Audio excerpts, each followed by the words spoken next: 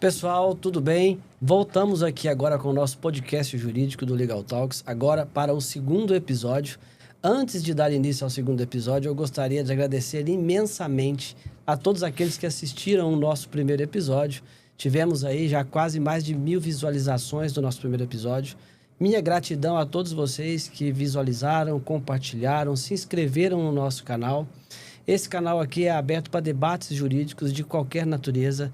Todos os nossos convidados têm liberdade para se expressar da maneira que achar conveniente. E eu tenho certeza que essa comunidade vai crescer cada dia mais, trazendo aqui grandes profissionais, contribuições para toda a sociedade e também para todos os profissionais da área jurídica. Eu quero pedir a você que ainda não se inscreveu no nosso canal, que se inscreva, ative o sininho, curta, compartilhe com os colegas e você se inscrevendo toda vez que a gente publicar os nossos episódios, você vai receber uma notificação para que você possa assistir também. Se você ainda não segue as nossas redes no Instagram, siga também. Nós vamos deixar aqui embaixo registradas as nossas redes no Instagram, no Facebook e também no YouTube. E também as redes sociais dos nossos convidados estarão disponíveis abaixo aqui da publicação do nosso vídeo. E hoje, para a gravação desse segundo episódio, nós temos aqui o nosso convidado, o Dr. Tiago Nunes. Dr. Tiago Nunes, que é advogado, professor, diretor da ESA aqui de Uberlândia, assessor parlamentar, mestre e doutor em Direito Administrativo, autor de diversos artigos jurídicos. É um prazer e uma honra receber aqui, para fazer essa gravação desse episódio, nosso amigo Dr. Tiago Nunes. Seja muito bem-vindo, Dr. Tiago. Olá, meu caro. É uma honra poder estar aqui com você para que a gente possa debater sobre algumas questões jurídicas e, desde logo, lhe agradeço pelo convite e quero também, nesse momento, lhe parabenizar pelo trabalho que você tem feito de enorme relevância, levando informação a toda a comunidade jurídica e, principalmente, levando também a informação ao cidadão para que ele possa tomar conhecimento de direitos e deveres e assim por diante. Parabéns pelo seu trabalho. Muito obrigado. Esse é o nosso propósito mesmo, pessoal. O nosso podcast é para trazer aqui informações para toda a sociedade sobre questões jurídicas que afetam o nosso dia a dia e também contribuir para aqueles colegas que queiram se aperfeiçoar e se especializar em alguma matéria referente à área jurídica. Mas temos tido muito apoio de todos os profissionais. Quero agradecer aqui o apoio dos colegas também, que têm mandado aí os parabéns para a nossa iniciativa. O nosso espaço é esse, democrático, para que a gente possa trazer aqui a maior quantidade de profissionais possíveis e a gente fazer crescer essa comunidade jurídica. Antes de a gente começar sobre os assuntos que vamos tratar hoje, também gostaria de agradecer imensamente aos nossos apoiadores e patrocinadores que viabilizam aqui o nosso episódio e o nosso podcast. Doutor Tiago, vamos falar de direito administrativo, vamos falar de ESA, vamos falar de docência. São assuntos muito importantes para a área jurídica. Eu, particularmente, gosto muito do direito administrativo. Não sou tão apaixonado assim igual o senhor que eu sei que é bastante. Vamos começar falando, então, sobre lei de improbidade administrativa. Tivemos muita discussão em cima dessa lei, tem uma nova lei, com novos critérios, e fala-se muito de dolo e culpa. Explica para nós, então, como que está sendo tratado esse assunto no âmbito do direito administrativo, quando se fala de dolo e culpa na ação de improbidade. Olha só, meu caro, temos a lei de improbidade, ainda vigora a lei 8.429/92. O que tivemos foi uma expressiva alteração da lei 14.230 de 2021, que alterou consubstancialmente, praticamente, boa parte da lei antiga que temos. Se você voltar na lei, antes dessa alteração, tínhamos a condenação por ato de improbidade, tanto no sentido de dolo ou de culpa. Após a alteração, considera-se somente o ato doloso, mas para nós, do direito público, não se discute todo aquele conteúdo de dolo que se discute lá no penal. Não se discute. Aqui nós temos uma simplificação no que diz respeito ao dolo. Então, para nós não há uma classificação de dolo direto, eventual, genérico. O que para nós deve se levar em consideração é apenas a incidência do dolo específico. Ou seja, precisa comprovar que no ato praticado pelo agente público, que naquele momento houve o real interesse no sentido de não atender o interesse público, ou seja, de não atender o interesse da coletividade. Uma vez não comprovado esse dolo específico, que ele agiu de modo contrário ao interesse público, aí sim, a partir desse momento que será considerado o dolo. Mas, ressalto, precisa ser comprovado logo na ação a questão do dolo específico e não dolo genérico. Agora, do ponto de vista jurídico, do ponto de vista prático, se você me perguntar, Tiago, mas você considera que foi uma alteração bem-vinda, saudável? Eu vou te falar que sim. Por que eu vou te falar que sim, meu caro José Humberto? Antigamente, você tinha prefeitos, você tinha agentes políticos que eram condenados através de um parecer que havia sido exarado por uma procuradoria, através de um procurador. E daí, quando um prefeito ele pratica um ato em prol de toda a coletividade, a gente precisa compreender que ele não tem uma formação jurídica que nós temos. Então, quando ele faz esse ato, ele faz com base no parecer que a procuradoria deu a ele. Então, você tinha a condenação de vários agentes políticos por uma situação de culpa ou por uma situação de omissão, mas não no sentido que houve a intenção de burlar o interesse público, de não observar os critérios estabelecidos pela lei para que o interesse público realmente fosse atendido. Então, a meu ver, quando você trabalha com a comprovação do dolo específico, isso vai gerar maior segurança jurídica para que o agente público ele possa praticar o ato em prol da coletividade. Hoje temos um livro que talvez seja um dos mais vendidos no Brasil, que é do professor Rodrigo Valgas. Vejam bem o título do livro. O título do livro vem O Direito Administrativo do Medo. Qual que é a consequência disso? O agente público, quando ele pratica um ato, ele fica tão preso, ele fica com tanto medo, ou seja, se torna literalmente um medroso, porque ele tem um aspecto civil, ele tem um aspecto penal, e ele tem um aspecto de um PAD, em decorrência de um ato praticado por um agente público, ou ainda que seja agente político ou servidor público. Então, o âmbito sancionatório que decorre da prática de um ato praticado por um agente político ou público, que seja, ele é muito forte. E daí você precisa trabalhar com a comprovação do dolo específico sob pena de grave insegurança jurídica. A meu ver, a questão do dolo específico foi muito bem-vindo para que haja segurança jurídica em prol de quem tenha praticado o ato diante do caso concreto. Maravilha. Mas aí agora eu quero aprofundar um pouco mais e polemizar esse assunto. Vamos. A gente tem, eu digo e já ouvi comentários de outros colegas também, que essas alterações trouxeram, vamos dizer, uma segurança jurídica para o agente público, mas uma insegurança jurídica para a população e para a comunidade. Por que isso? Porque isso pode transparecer que vai gerar mais impunidade.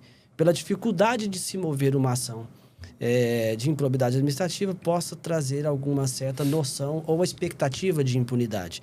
Isso é verdade? Isso é mito? O que o senhor pode falar para nós a respeito disso? Não, eu falo com todo respeito que isso não é uma verdade, isso não procede.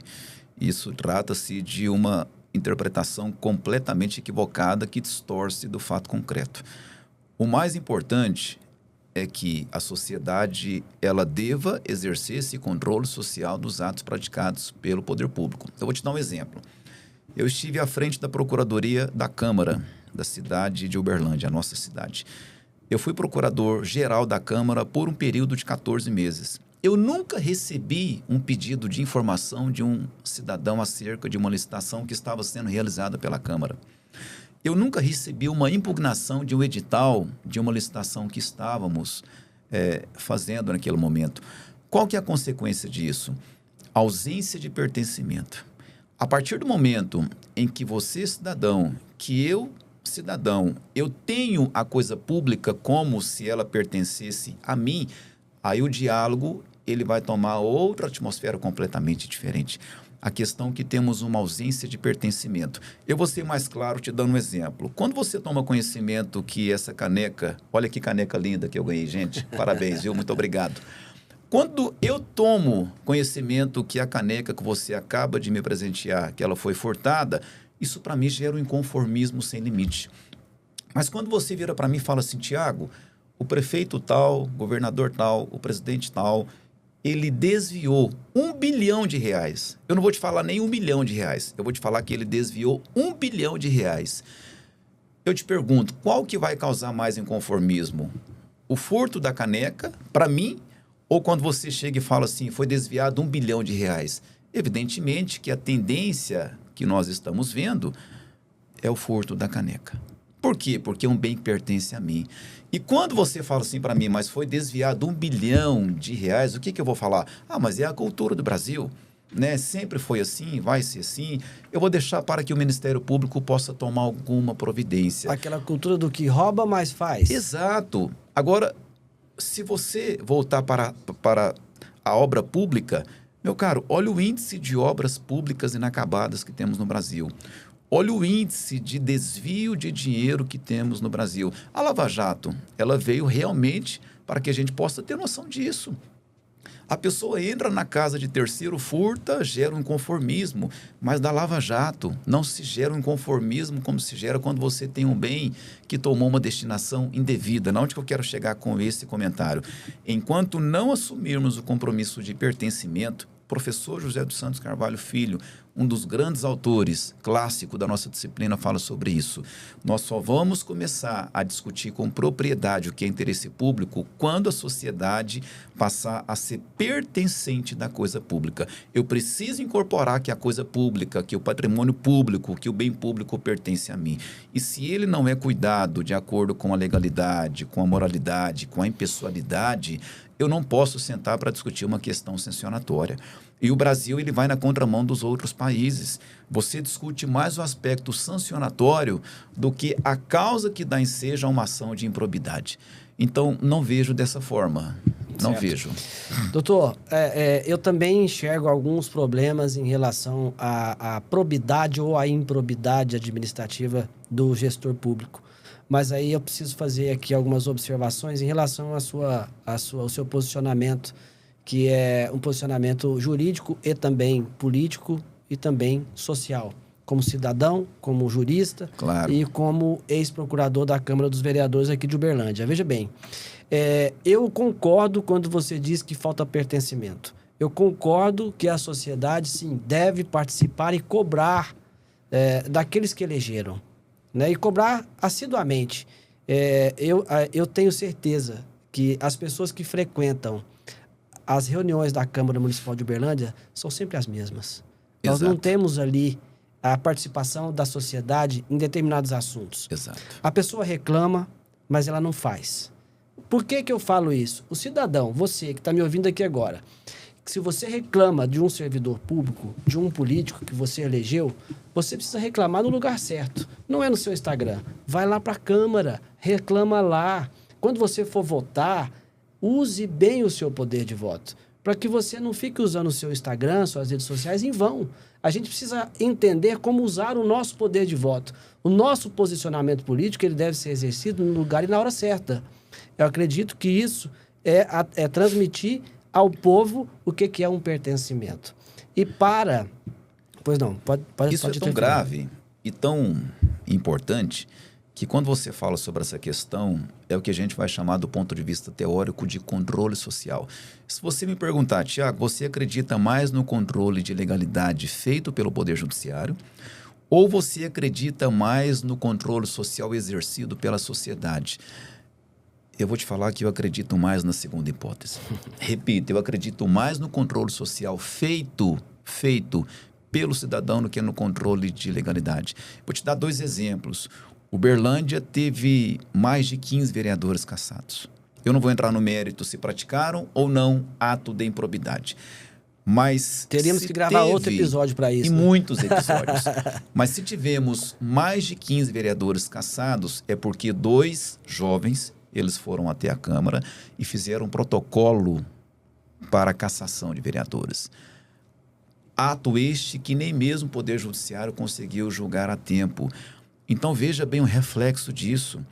O pedido de cassação protocolizado por um cidadão, e eu ainda digo mais, a partir do momento em que ele é protocolizado no parlamento, no Poder Legislativo, o presidente, ele é obrigado a receber e colocar em votação para o recebimento e para o andamento daquele pedido de cassação. Vou te dar um outro exemplo. Se nós fizermos um levantamento de quantas ações populares foram ajuizadas, vamos nos pautar por um espaço de tempo curto. Nos últimos 12 meses, absolutamente nenhuma. A ação popular é um instrumento tão importante, mas tão expressivo, que, a meu ver, se compara com uma sentença, com um acórdão do Supremo Tribunal Federal. Por que eu falo isso? É uma ação que somente o cidadão pode ajuizar. O Ministério Público não pode ajuizar. Uma entidade de classe não pode ajuizar. É somente o cidadão que pode ajuizar uma ação popular a fim de controlar, de combater, de averiguar um ato praticado por um agente político. E aí a gente fica vendo as pessoas perdendo tempo com falácias e falatórios em redes sociais, em algumas ocasiões, e não usam efetivamente as armas jurídicas e políticas que têm em mãos. Exato. Né? A gente precisa saber, e você não precisa se organizar em grupos volumosos de pessoas para fazer valer o seu direito. Comece a frequentar as sessões públicas da Câmara. Exato. Comece a cobrar daquele vereador que você votou. Aí sim você pode fazer uso das suas redes sociais para cobrar do seu vereador. Faça um vídeo com ele, cobrando ele. Mas a gente não vê isso acontecer. O que a gente vê acontecer são grupos usados politicamente para favorecer ou desfavorecer algum candidato ou algum vereador, algum prefeito. Não acredito que seja dessa maneira. E quando a gente fala de probidade ou improbidade administrativa, a gente foca os olhos em algum problema que existe na administração pública e esquece dos problemas que existem na sociedade. Exato. Então, é preciso olhar isso com muita calma, né? Eu acredito que a gente precisa ter calma para olhar por esse lado da questão da probidade ou da improbidade do gestor público, para que a gente possa entender um pouco melhor de como é feito a gestão pública. E a gente só vai entender isso de forma clara se a gente participar. Exato. Concorda comigo? Claro que sim. Claro que sim. Aí nós temos a questão da omissão ou a diminuição do aspecto sancionatório, eu já falei. A questão da omissão do gestor público em praticar determinados atos que a lei impõe, doutor Tiago. Como que é visto isso dentro da lei de improbidade? Olha só, quando você trabalha com a omissão do servidor público, a lei de improbidade, mesmo depois dessas alterações que tivemos pela Lei 14.230, ela afasta essa questão de uma possível sanção em decorrência de uma omissão do agente. Por quê? Porque precisa comprovar o dolo específico. E diante do caso concreto, você comprovar, diante do dolo específico, que realmente o agente ele não quis praticar aquele ato, isso me parece ser um tanto quanto difícil. Mas aí você me pergunta, mas aí significa dizer então que não haverá nenhuma consequência jurídica, nem uma questão sancionatória em face desse agente? Não é dessa forma.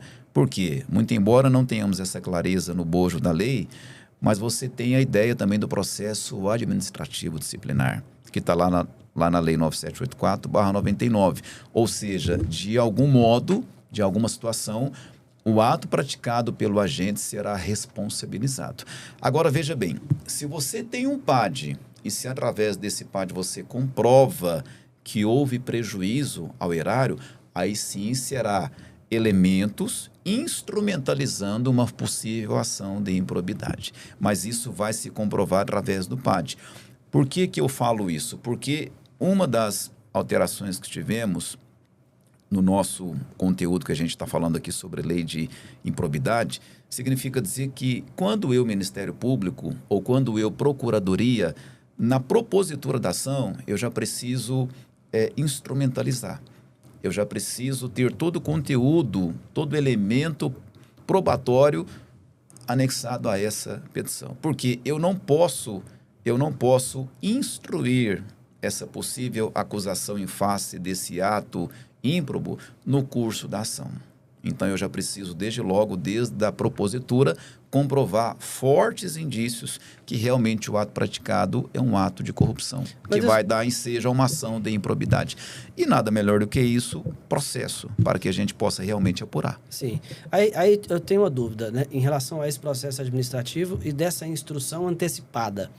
Durante o processo administrativo, para que você possa colher provas, documentos, tudo aquilo que vai instruir uma ação de improbidade, não deve ser feito já com essa ação instaurada, com esse processo instaurado? Eu posso fazer esse processo, essa requisição de documentações e comprovações daquele ato supostamente ilícito sem que esse processo esteja instaurado?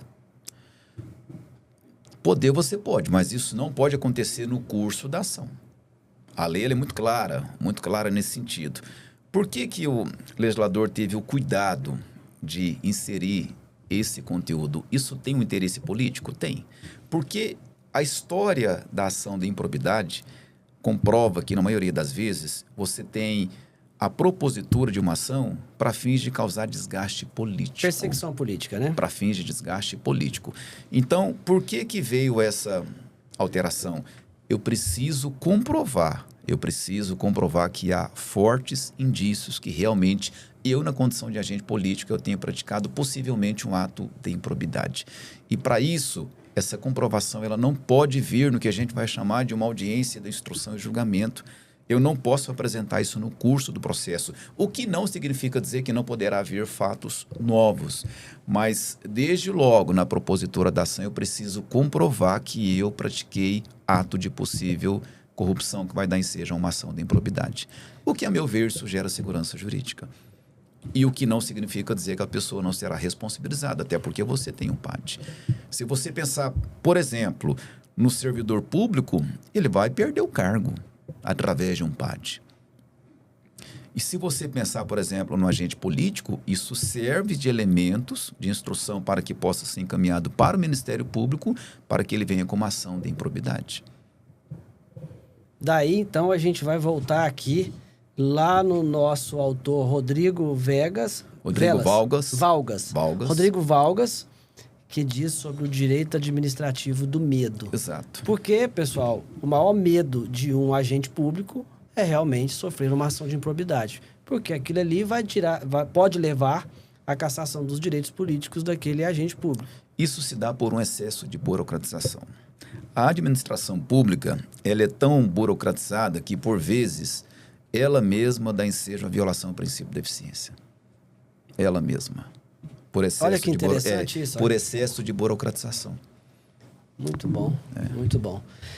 A gente precisa aprender a utilizar esses mecanismos de proteção dos direitos da sociedade, e esse é um deles, né? Esse é um deles, a ação de improbidade administrativa.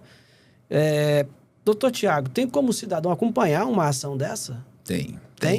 Até porque todo o processo ele é público, exceto ações em que tem direitos da personalidade. Quando se diz respeito à honra, à imagem, à moral, tão logo, evidentemente, será decretado ali segredo de justiça. Mas uma ação de improbidade, essa ação ela deve ser pública e todo e qualquer cidadão poderá acompanhar o curso dessa ação. Oh, que maravilha. Essas ações já correm em ambiente virtual ou não? É processo físico ainda? Não. É processo virtual, eletrônico. Até porque, por exemplo, aqui em Uberlândia hoje, a competência é da Vara da Fazenda Pública. A Vara da Fazenda Pública aqui, ela já está no processo judicial eletrônico já. Maravilha. Então, fica o alerta a todos aqueles que se interessarem por acompanhar como que é feita uma ação de improbidade administrativa. Acesse a Vara da Fazenda Pública de Uberlândia. Lá você vai ter acesso às ações em trâmite e aquelas que porventura vierem a acontecer. E também, só para mencionar, Pois não. já que você fala sobre essa questão de acompanhar, se estamos falando sobre a questão de ato de improbidade, se estamos falando sobre a questão da moralidade, se estamos falando sobre a questão do controle social a ser exercido pelo cidadão, é muito importante que as pessoas possam adotar a prática de olhar o portal, de olhar o diário. Exatamente. Né? Diário oficial do município. Tem gente que não sabe na nem o que Câmara, é isso. o Jornal do Legislativo. Todo e qualquer ato praticado pelo Poder Executivo, pelo Poder Legislativo, a validade daquele ato, a condição para a validade daquele ato se dá através da publicização daquele ato. Então, é muito importante que as pessoas possam acompanhar os diários, tá, eletrônicos, para que possa tomar conhecimento das ações que foram feitas hoje pelo Poder Executivo, hoje pelo Poder Legislativo. Exatamente. É de suma importância. E é muito importante você dizer isso, doutor, porque me veio à mente aqui uma outra questão muito importante. O que acontece? As pessoas, às vezes, ouvem só um lado, não ouvem o outro lado. Exato. Às vezes é divulgado numa rede social, que hoje é tudo divulgado em rede social, divulga-se um fato. Não se sabe se aquele fato é verdade. Não se sabe se ele não é verdade. O que você precisa fazer? Utilizar essas ferramentas. O Diário do Município, o Diário Eletrônico, o Diário Oficial que é publicado. Exato. As varas de Fazenda Pública para que você possa acompanhar os processos. E aí, às vezes, você está ouvindo falar que aquele gestor público, aquele político, é um mau político, ele é um ladrão, ele faz mau uso do dinheiro público. Mas quando você vai apurar, não é isso. Então, você precisa ficar bem informado. Para você ficar bem informado, precisa usar os canais oficiais de comunicação do governo. Exato. Não é isso? Perfeito. Competência para a propositura dessa ação de improbidade. Era das procuradorias. Agora, Ministério Público e Procuradoria. Tivemos uma discussão recente a respeito desse tema. Como é que ficou decidido, doutor? Olha só, meu caro, quando estávamos lá na Lei 8.429, antes dessa alteração, a competência ela era do Ministério Público e das procuradorias. Aí eu falo Procuradoria dos Entes, ou seja, União, Estado, Município. Advinda da alteração, a competência ela passou a ser fixada somente para o Ministério Público. Esse foi um ponto trágico. Por que foi um ponto trágico? Você tem duas pessoas, MP e Procuradoria, exercendo o controle de legalidade dos atos praticados. A partir do momento em que você retira essa competência da Procuradoria, que está na linha de frente, que tem condição de melhor apurar o ato praticado pelo seu servidor, isso dificulta a apuração se houve ato de imoralidade ou não. Principalmente se você pensar no volume de processos, porque a competência do Ministério Público ela é muito ampla. Aqui em Uberlândia temos uma promotoria, até então era o Dr. Borsara, que agora foi promovido, né, para procurador de justiça, mas o número de processos é muito elevado dentro de uma secretaria do Ministério Público. Então, quando você passa a participar outro ente, outra pessoa dessa competência para propositura da ação, melhor você resguarda a questão da moralidade. O Supremo Tribunal recentemente definiu que permanece a competência do Ministério Público e volta também a competência para a Procuradoria, o que havia sido retirada pela Lei 14.230, que alterou a Lei 8.429/92. Maravilha, maravilha. Bom, com isso, então, vamos encerrar aqui os assuntos a respeito de lei de improbidade, que é um ponto muito sensível do direito administrativo, muito bem elucidado e explicado aqui pelo doutor Tiago Nunes, que é especialista, mestre e doutor em direito administrativo. Trouxe aqui clareza sobre muitos aspectos que a gente possa ter dúvidas a respeito de processos sancionatórios no âmbito da administração pública. Eu acho que é muito importante a gente falar sobre isso, não só para a comunidade jurídica, doutor Tiago, mas também para aquelas outras pessoas que nos ouvem, a sociedade em geral, porque muitos não têm acesso a nós que trabalhamos no meio jurídico, a essas informações. Então, é importante a gente prestar aqui um papel de utilidade pública, informando as pessoas sobre os seus direitos e sobre as suas também obrigações. Obrigações, quando eu digo, como eleitor, como cidadão. Doutor Tiago, agora nós vamos falar sobre mais um ponto polêmico do direito administrativo. Limite da discricionariedade dos atos praticados pelo Poder Executivo. Um nome difícil, um nome complexo. Talvez nós da comunidade jurídica estejamos mais familiarizados com esses tipos de termos, mas explica mais detalhadamente para a gente o que quer dizer esse limite de discricionariedade dos atos praticados pelo Poder do Executivo. Olha só, como você muito bem disse, esse é um termo mais difícil de se falar às vezes. Eu brinco muito com os meus alunos, né? Eu falo que é mais difícil se pronunciar do que compreender o conteúdo do que vem a ser a discricionariedade. Quando você trabalha com a discricionariedade, significa dizer margem de liberdade. Significa dizer um aspecto subjetivo que o poder público tem para melhor atender o interesse público. Mas quando eu falo aspecto subjetivo, não significa dizer o aspecto subjetivo que eu, particular, que eu, pessoa, tenho. Porque eu tenho a autonomia de estar aqui ou não, gravando com você nesse momento. Agora, esse aspecto de subjetividade que o poder público tem, significa dizer o quê?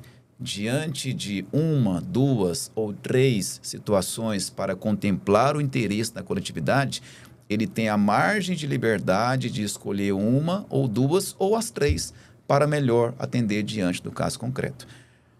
Qual que é o problema da discricionariedade?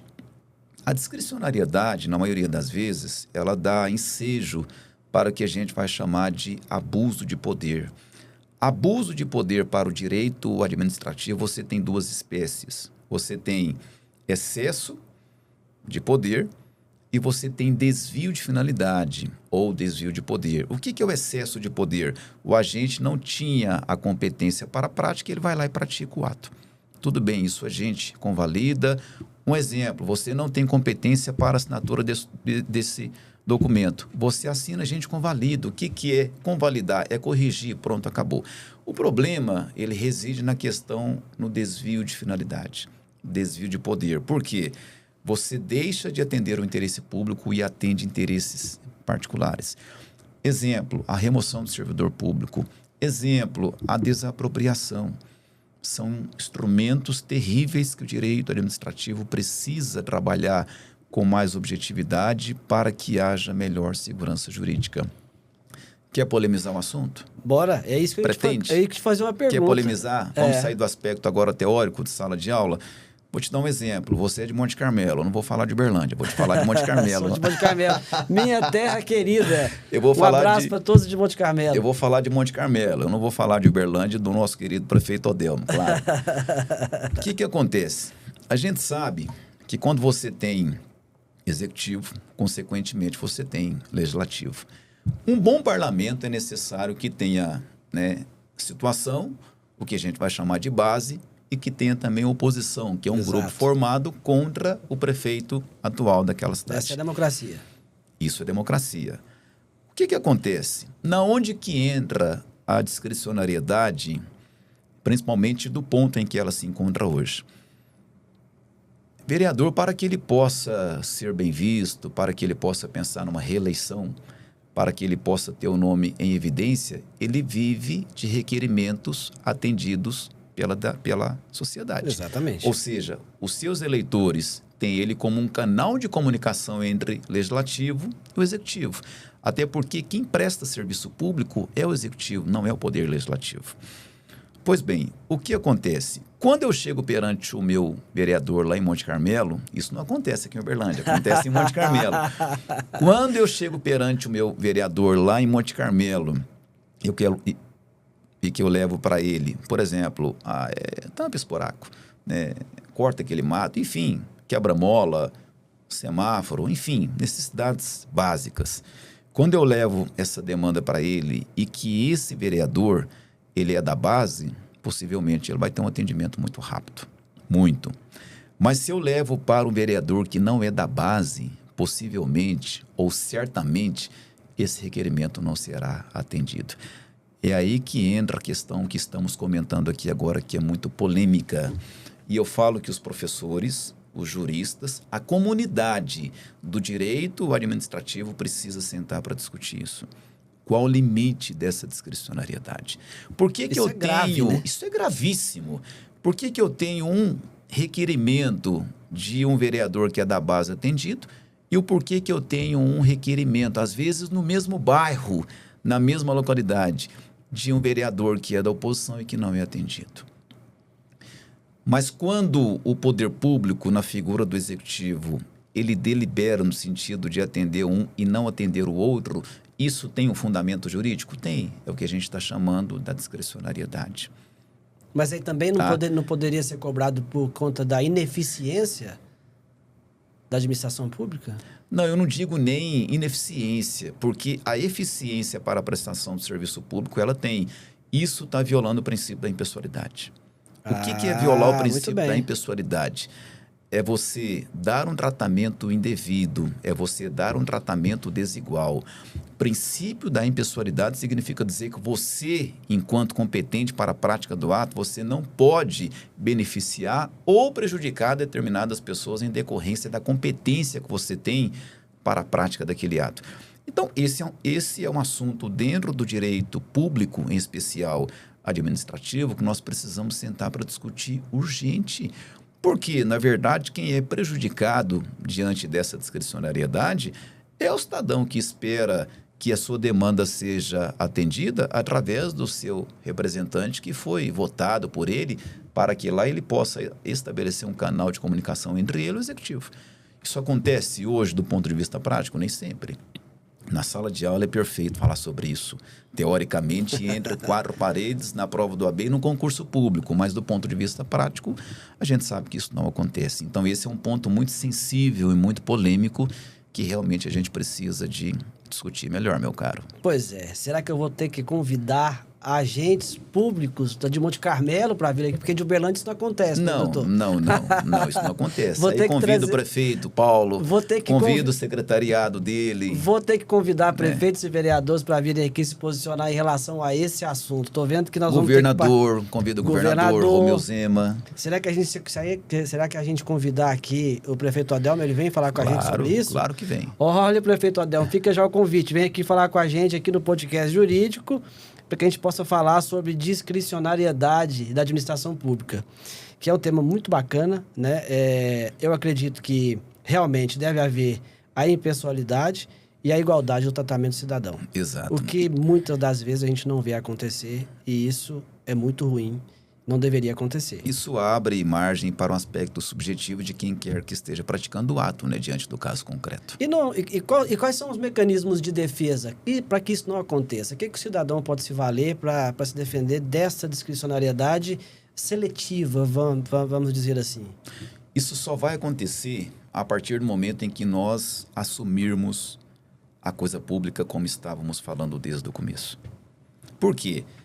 Eu preciso comprovar que alguém que mora na minha rua teve uma demanda atendida e eu que moro na mesma rua ou na mesma localidade não tenho uma demanda atendida. Isso só vai acontecer a partir do momento em que eu assumir essa responsabilidade do controle social. Entendi. Só. Entendi. O cidadão exercer o papel de cidadão, cobrar o administrador público daquilo que ele deve realmente fazer. Fica a dica para todos aí que possam exercer os seus direitos, né? Conveniência e oportunidade. Aqui temos problemas também e graves, né? Temos. Quando se fala sobre a questão da conveniência e oportunidade, são elementos do ato discricionário, que dá ensejo, na maioria das vezes, para uma possível prática, né? Ou resultado de um ato danoso, que a gente vai chamar de um ato de improbidade. Então, o mais importante é sempre lembrarmos que a questão da conveniência e oportunidade, que são elementos do ato discricionário, encontra limite. E esse limite qual é? A própria lei. E quando eu falo a própria lei, eu estou falando principalmente de um dos elementos responsáveis para a constituição de todo e qualquer ato administrativo, que no caso concreto são 5. Mas eu preciso da comprovação principalmente do último elemento, que é o atendimento ao interesse público. Maravilha. Esse limite entre conveniência e oportunidade é complicado a gente delimitar o que seria conveniente, o que seria oportuno, porque ao mesmo tempo que o gestor público ele exerce a função pública como gestor público naquele momento, ele também exerce uma função política. E interesses políticos estão envolvidos aí. Como é que a gente pode separar a conveniência da oportunidade e da tratativa política, da continuidade da carreira política daquele agente público?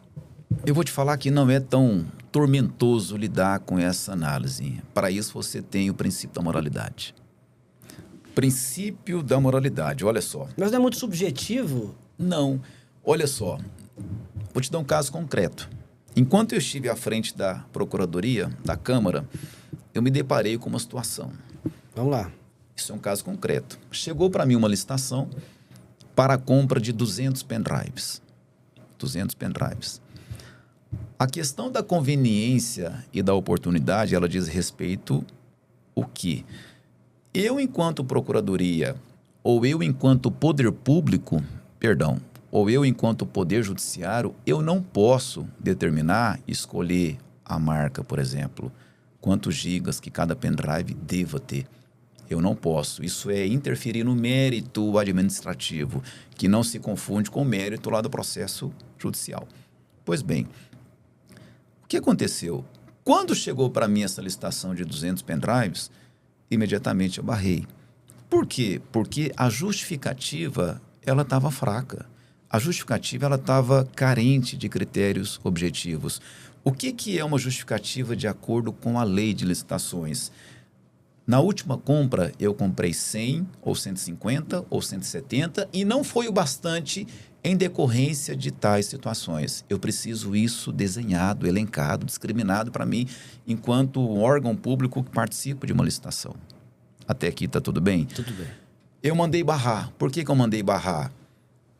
Porque se você entender que você tem 27 vereadores, ponto e vírgula, se você entender que você tem menos de 8 departamentos, e se eu distribuir 2 pendrives para cada departamento e 2 pendrives para cada vereador, meu caro, eu vou te falar que 100 pendrives era o bastante. É o suficiente. Era o bastante. Então, quando há essa análise sob a ótica da moralidade, você consegue colocar uma cláusula de barreira nessa questão da conveniência e oportunidade. A questão da conveniência e da oportunidade significa dizer o quê? É ela escolher quando que ela vai listar o pendrive, a marca que ela quer o pendrive, o critério quantitativo que é esse pendrive e a finalidade.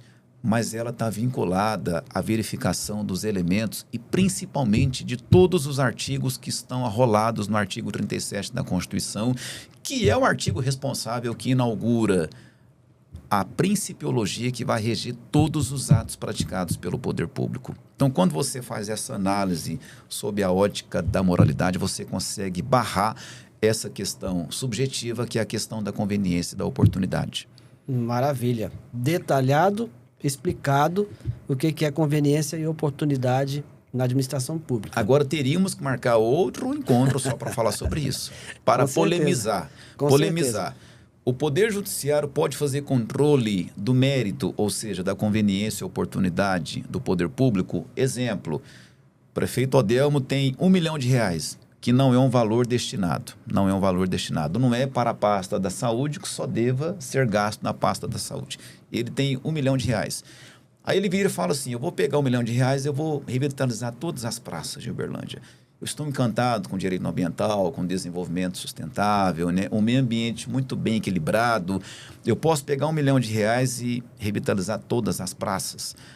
Será que o Supremo Tribunal Federal, será que um juízo da Vara de Fazenda Pública aqui em Uberlândia vai falar assim para ele? Não, você não vai gastar R$1 milhão em praças, você vai pegar R$1 milhão e você vai reformar todas as escolas municipais do município de Uberlândia.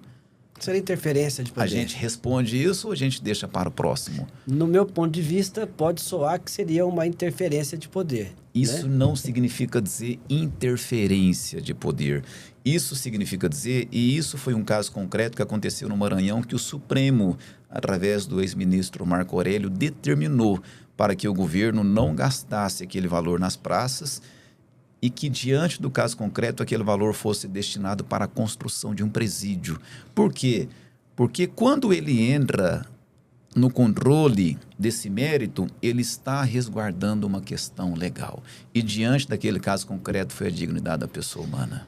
Exato. Eu te falei isso justamente para te provocar, sabe por quê? Porque a gente vê exatamente desvios de finalidade na aplicação dos recursos públicos, mas vejam bem, não é utilizando do poder de discricionariedade, não é utilizando da conveniência e oportunidade, mas a finalidade é política eleitoral.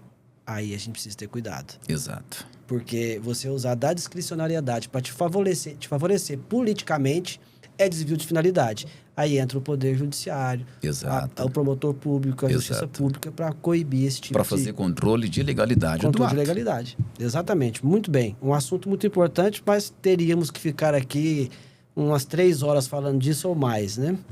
Agora vamos falar aqui de uma função que o Dr. Tiago exerce há pouco tempo e que ele me confidencializou antes da gravação desse episódio, que ele não esperava por esse convite, mas ele foi convidado a ser diretor da ESA Uberlândia. Exato. Para aqueles que não sabem o que é ESA, o que é a ESA e o que faz a ESA aqui em Uberlândia como um braço da OAB?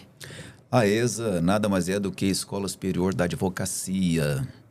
E, por incrível que pareça, a ESA ela existe em todas as seccionais.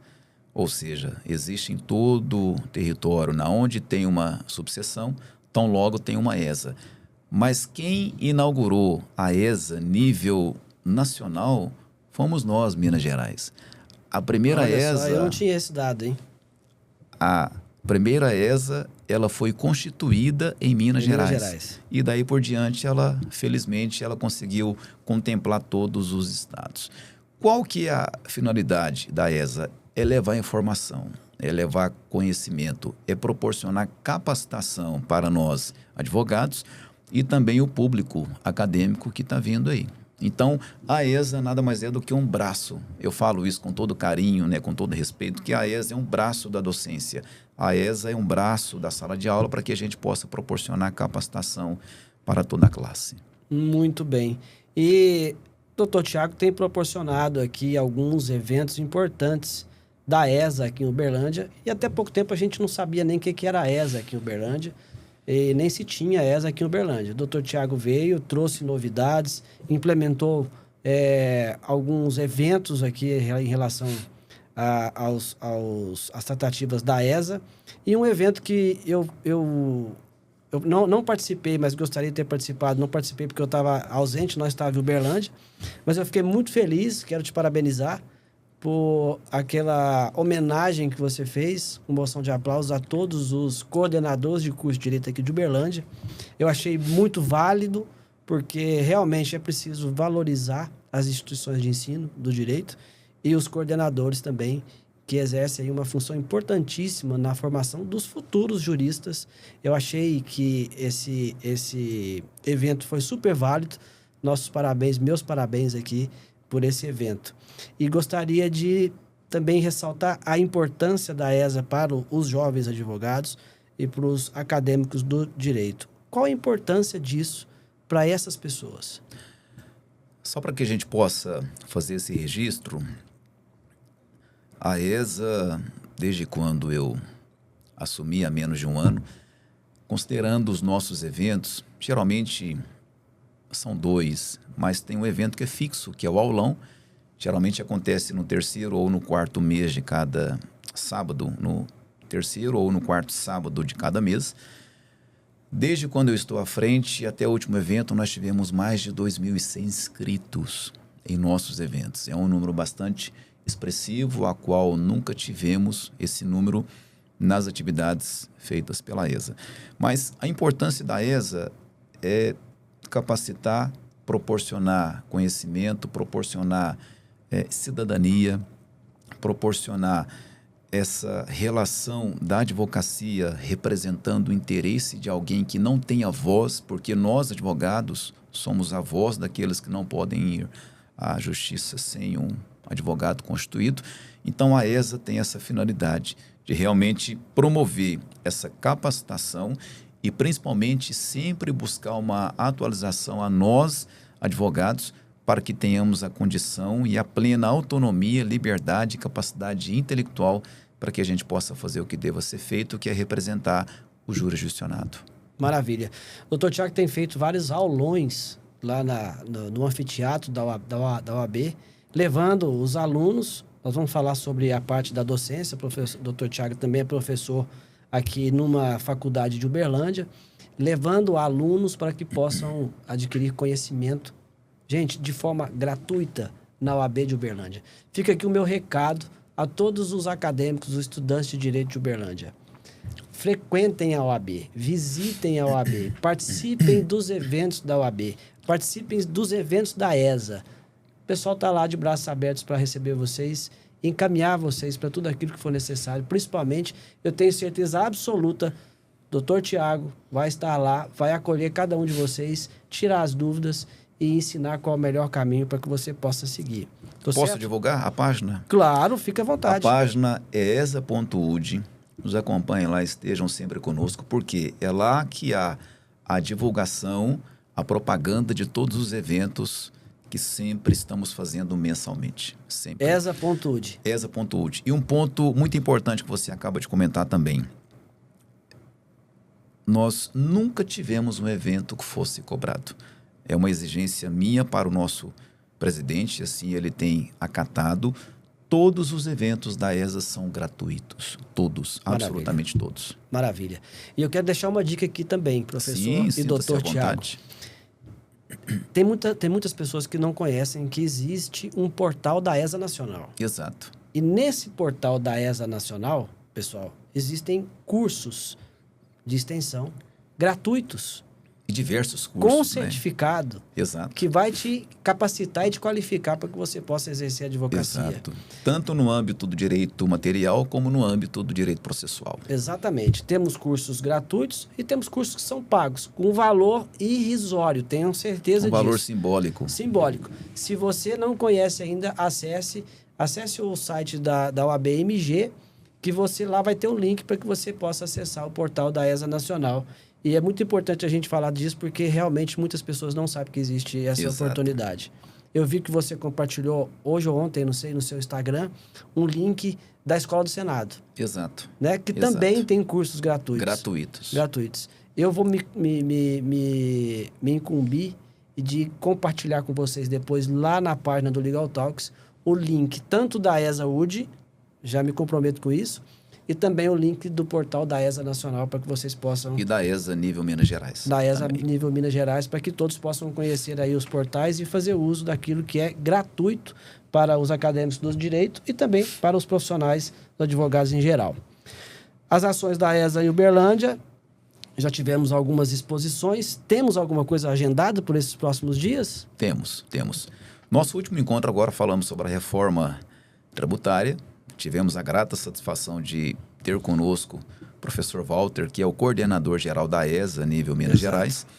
E no próximo dia 18 de maio, né, teremos também uma programação. Eu estarei recebendo 3 grandes professores, professor Neto Cacheta, professor Lucas Guimarães e o cara professor Félix, cada um falando sobre sustentação oral, o Neto no penal, o Félix no âmbito trabalhista e o Lucas no âmbito civil. Então, tenho certeza que será um lindo evento e de muita importância para nós advogados e principalmente também para os alunos que estão vindo aí, que sempre tem, às vezes, esse pavor de uma sustentação oral, e a gente vai contribuir no sentido de que não há por que ter esse pavor de uma sustentação oral perante uma turma de julgadores. Com certeza. Então fica a dica. Já tem a data? Dia 18 de Dia 18 maio, agora. às 8h30 na UAB. Tá ótimo. Vou deixar embaixo aqui também, na publicação desse episódio, essa data. Acho que não vai. É 18 de maio? 18 de maio, Ah, vai de dar maio. no Então sábado. vai dar tempo Tá? sim que a gente publica e deixa a data e o link também. Precisa fazer inscrição ou só comparecer? É só fazer inscrição. Faz inscrição. Caso não dê tempo, possa comparecer também, que sempre será muito bem-vindo lá em nossos eventos. Muito bem. E aqueles que assim se dispor, também tiver condição, contribui lá com alguma doação, que eu tenho certeza que vai ser bem destinado. Exato, sempre um livro de leito para que a gente possa cumprir uma função social também, doando para as instituições carentes. Perfeito. Professor Tiago, eu gostaria de ficar aqui horas e horas e horas falando. É muito agradável, né, a gente falar sobre o direito. Mas vamos para o nosso último ponto, que é a docência. Como que a docência entrou na sua vida? Eu tenho certeza que você gosta muito dessa área também. E como que entrou? Conta para nós a sua história com a docência. Eu falo, meu caro, que a docência, para mim, é um presente de Deus na minha vida. Eu falo que a docência, para mim, é um templo sagrado. Quando eu me vejo na sala de aula, para mim, é um templo sagrado.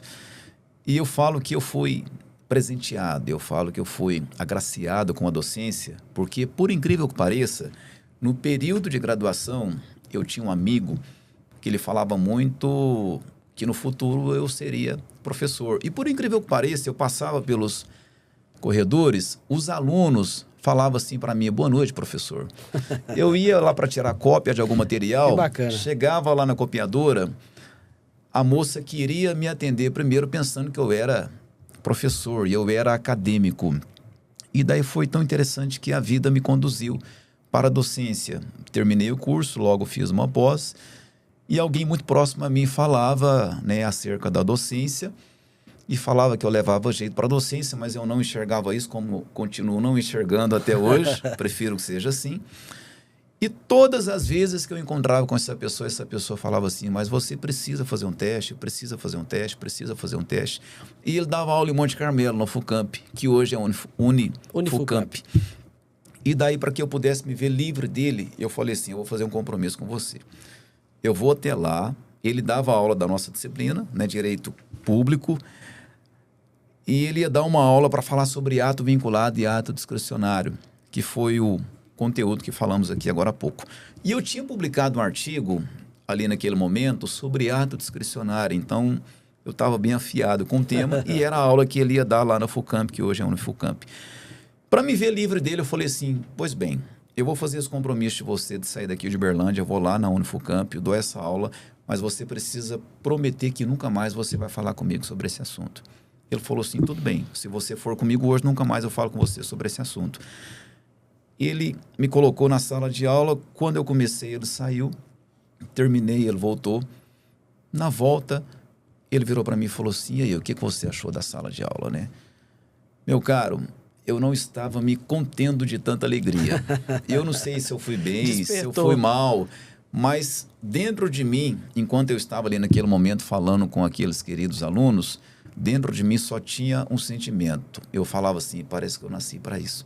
Então eu falo que a vida, eu falo que Deus me conduziu para a sala de aula e hoje é uma atividade que me causa arrepios, é uma atividade que faz com que meu coração constantemente dá uma acelerada, porque a sala de aula, ela te proporciona tantas experiências que jamais você vai encontrar no livro, no mestrado, num doutorado. E eu falo que a sala de aula é um ser vivo. A única certeza que você tem é quando você entra, fala boa noite, e daí por diante você não tem noção do que vai acontecer. Atualmente, hoje eu tenho 5 turmas, é quase 500 alunos. Então, você lidar com essa quantidade de pessoas exige muita malícia, atenção, percepção, sensibilidade, se colocar no lugar do outro para que você possa entender a dificuldade que o aluno está passando naquele momento ali. Isso faz com que eu me sinta muito honrado. Saber que, ainda que minimamente, eu tenho oportunidade de contribuir na formação, na trajetória, na caminhada de um aluno para que no amanhã ele possa realmente alcançar aquilo que ele sempre desejou. Isso me deixa muito feliz enquanto pessoa, enquanto cidadão, de poder fazer o bem a alguém. Isso me deixa muito feliz. Muito bem. Isso realmente é um dom. Eu acredito que nem todos conseguem exercer a docência com facilidade e com perfeição também, com a responsabilidade que exige. E eu vejo que alguns professores exercem a docência por vocação, outros exercem realmente pela questão financeira e outros exercem porque precisam de uma certa notoriedade. No caso do Dr. Tiago, eu acompanho ele há muito tempo, é meu amigo pessoal, e eu sei que no caso dele é coração, é sentimento. É amor. É amor. Então, se você é aluno do Dr. Tiago, sinta-se privilegiado, porque o professor está ali com amor para te dar aula. E aí eu quero entrar no último ponto aqui, que é sobre a carreira. A carreira de professor, a carreira da docência, ela é uma carreira atrativa? Os atrativos são financeiros, os retornos são de carreira acadêmica. Por que uma pessoa deve se interessar pela carreira da docência? Por ser um professor. Eu falo que a docência, em primeiro lugar, é uma questão de vocação. É uma questão de sentimento, é uma questão de dentro para fora. É como você muito bem disse, eu conheci pessoas que terminaram um doutorado e que entrou numa sala de aula de primeiro período e que não conseguiu terminar o semestre. Não conseguiu. Ao passo que eu conheço pessoas que têm especialização e que é um professor muito amado, muito querido pelos alunos. Então, é uma questão de saber lidar com cada turma. Eu falo muito isso com os meus colegas, professores. Por que tem muito professor que sofre muito? Muito, mas sofre muito. Nós já ouvimos alguém falar assim, o meu avô foi assim, o meu pai foi assim, eu sou assim e não vou mudar. Desculpa. O professor que entra na sala de aula com essa mentalidade, ele está fadado ao fracasso. Porque cada sala tem um perfil. E quando o professor identifica o perfil daquela turma e que ele se permite adequar aquele perfil, o ambiente se torna prazeroso. Porque tem que ser leve para mim e precisa ser leve também para eles. Eu falo que hoje a sala de aula para mim é uma terapia, José Humberto. Olha só. Hoje eu estou há mais de 10 anos em uma faculdade aqui, que eu estou há quase 8 anos. Eu fui homenageado por todas as turmas. Todas as turmas. E eles passaram comigo no 2º, 3º, 4º e 8º período. Não teve uma turma que eu não fosse homenageado. Mas isso você planta aula após aula. Isso você planta respondendo uma mensagem lá no Instagram, lá no WhatsApp, cumprimentando. Às vezes é uma questão mais de atenção, de respeito, de preocupação daquele sentimento afetivo com o aluno do que propriamente dito um conteúdo do direito material e talvez processual. É você fazer com que o aluno entenda que você é importante para ele e que ele é importante também para aquela aula. É muito importante isso. Maravilha. A gente percebe que não é uma tarefa fácil, essa maleabilidade aí de conduta, ela tem que existir realmente para que você possa se adequar ao meio que você está convivendo.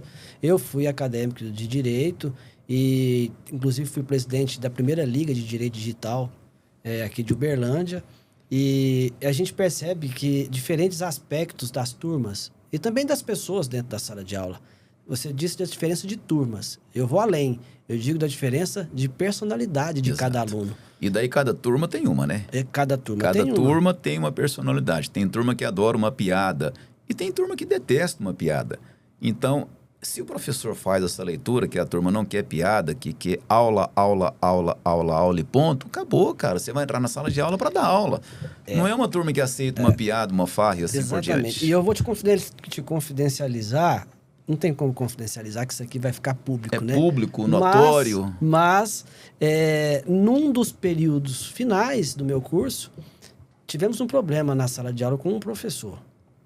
E eu sempre tive muito relacionamento dentro da sala, e esse professor me ligou me pedindo o auxílio para apaziguar aquela situação.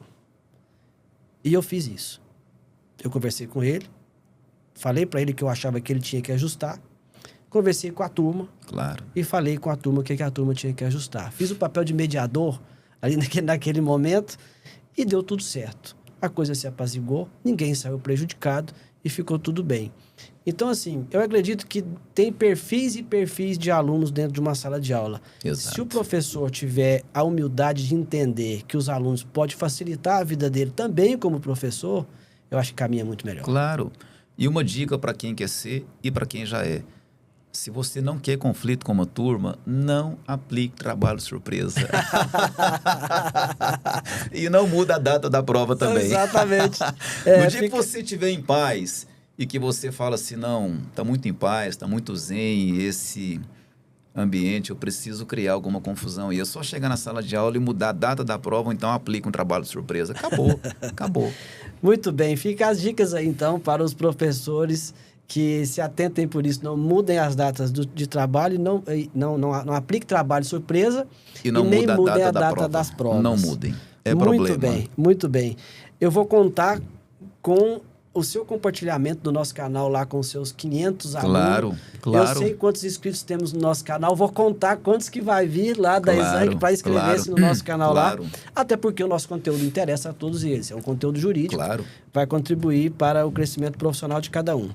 E para você que ainda não se inscreveu no nosso canal, se inscreva no nosso canal, ative o sininho, compartilhe com o seu colega para a gente poder fazer crescer aqui essa comunidade jurídica. Doutor Tiago, uma honra enorme. Deus abençoe por ter aceito o convite, por vir aqui conversar comigo. Eu tenho certeza que essa é uma oportunidade única. Quero que a gente volte depois gravar outros episódios com outros assuntos, falar sobre as polêmicas do direito administrativo, falar sobre o futuro da sua carreira profissional. esse espaço é aberto a todos os profissionais. Só ajustar horários, datas, para que a gente possa gravar. Muito obrigado pela disponibilidade. Sei que tem aula agorinha. Agora, e nós vamos encerrar inclusive, esse episódio. direito administrativo. Para falar sobre o processo administrativo. Muito bem. Muito obrigado. Deus abençoe mesmo pela oportunidade de estar gravando aqui com você. E fique à vontade para contribuir e agradecer aos seus alunos, a todos que contribuíram com a sua carreira.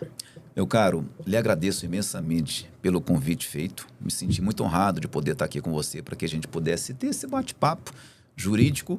E na oportunidade quero lhe parabenizar pelo trabalho que você tem feito, de grande relevância, de grande alcance, levando conteúdo, informação, cidadania, questões jurídicas, questões das mais diversas possíveis. E da mesma forma também lhe desejar que Deus continue te abençoando, sendo Amém. com você em tudo, porque é o desejo do meu coração. Que Deus continue te abençoando a cada dia mais e que você possa continuar nesse trabalho fenomenal, sensacional, bonito que você tem feito em prol de toda a sociedade e de toda a classe também. Meus parabéns. Obrigado, obrigado. É um prazer estar aqui conversando com todos esses profissionais. Eu creio que isso realmente foi uma vocação. Esse canal começou do nada durante a pandemia, fazendo lives. O Dr. Tiago fez uma live comigo lá no nosso canal do Instagram. Exato. Também. E agora nós evoluímos para esse podcast. Eu tenho certeza que isso vai crescer bastante, atingir aí talvez oportunidades que a gente nunca imaginou. Mas é feito com muito carinho, é feito de coração, com o único intuito de contribuir para o fortalecimento da nossa classe jurídica, Exato. Nossa sociedade jurídica. Quero agradecer aqui, ao final, a todos os patrocinadores e apoiadores que nos apoiaram para que esse episódio pudesse ser realizado e para que esse canal consiga se sustentar nesse estúdio maravilhoso que temos aqui e que a gente possa crescer cada vez mais. Muito obrigado a todos. Até o próximo episódio, episódio 3. Um abraço.